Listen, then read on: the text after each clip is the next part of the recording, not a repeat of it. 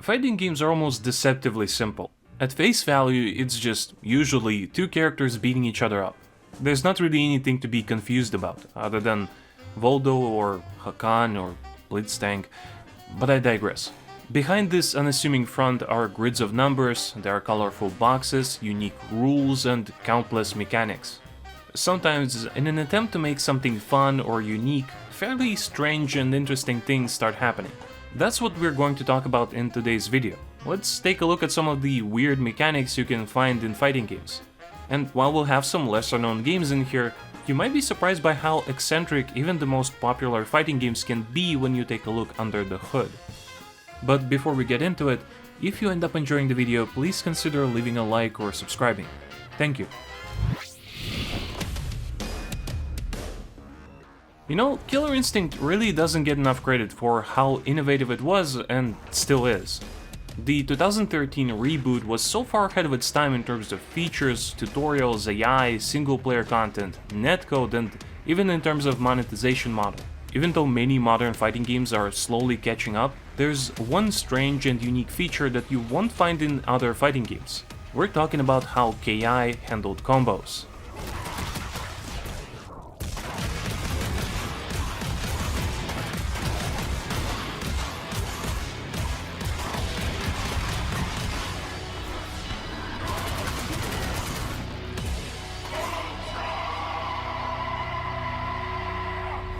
While everyone was too busy iterating on Street Fighter 2, Killer Instinct refused to follow conventions. Not only did they replace rounds with multiple life bars, but they also replaced the somewhat rigid combo structure with a freestyle system that was like a game of its own, and it made it so that even the person getting hit still gets to interact with the game. The original KI had some weird exceptions, but the reboot made it super natural and intuitive by eliminating most of the boundaries and just making things really consistent. The basic gist of it is that combos are made out of 4 components. There are certain moves that act as openers. Once you landed that, you can hit light, medium, or heavy attack to do an auto double, which is essentially just a 2-hit normal. You can then cancel that into linker specials. As the name implies, these specials link back into auto doubles. You can repeat this process until eventually cashing out with an ender. The caveat here is that your opponent is not just watching. If they guess which attack strength you're going to use, they can press corresponding buttons and break the combo, which negates much of the damage. And there are some other nuances as well, but this is the main aspect of what makes KI so weird and interesting compared to other fighting games.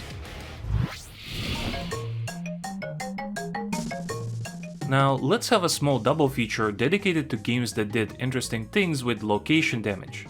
First up is Time Killers, coming out just a few months after the original Mortal Kombat and also boasting a much higher level of violence.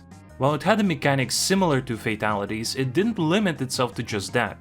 Time Killers went much further and allowed you to cut off your opponent's arms and potentially their head. What's especially interesting is that even with both arms gone, you could still continue fighting. But since attack buttons were tied to limbs, just like in Tekken, you would have 2 less buttons to work with.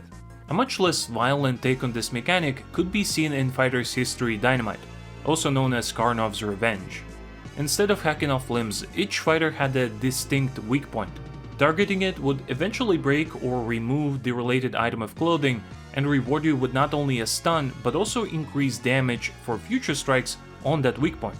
A year later, Fighting Vipers would also introduce this mechanic to 3D fighters, by giving characters armor that can be broken off. However, the impact is nowhere near as exciting as either of the previously mentioned games. Saving the best for last, we got Touhou Hiso Tensoku.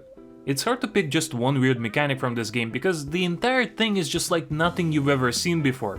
This game managed to combine bullet hell with fighting games and some light deck building elements, while also spicing it up with near unprecedented mobility. However, one of the most strange elements of this game has to be the weather system. On top of the screen you can see a timer and the weather condition. There are 21 weather types if you count clear skies, which is basically neutral or no weather. Once the timer reaches 100 during clear skies, the indicated weather will activate and then last until the timer goes to 0, resetting the weather back to clear skies. I know that might sound confusing, so what does the weather actually do? Well, each one applies some sort of effect or condition.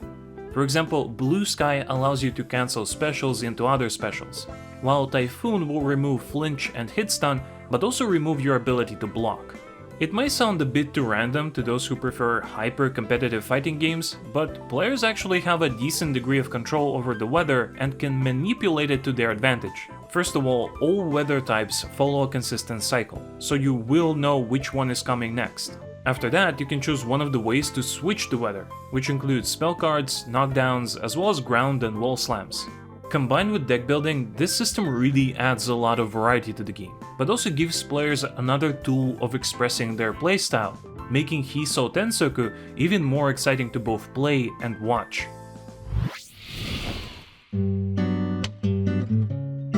That's all we have for you today, but there are still some interesting mechanics that are strange, weird, or unusual that we could highlight, so hopefully we can make a part 2 if people enjoyed this one. Thank you for watching all the way to the end, have a nice day and see you next time.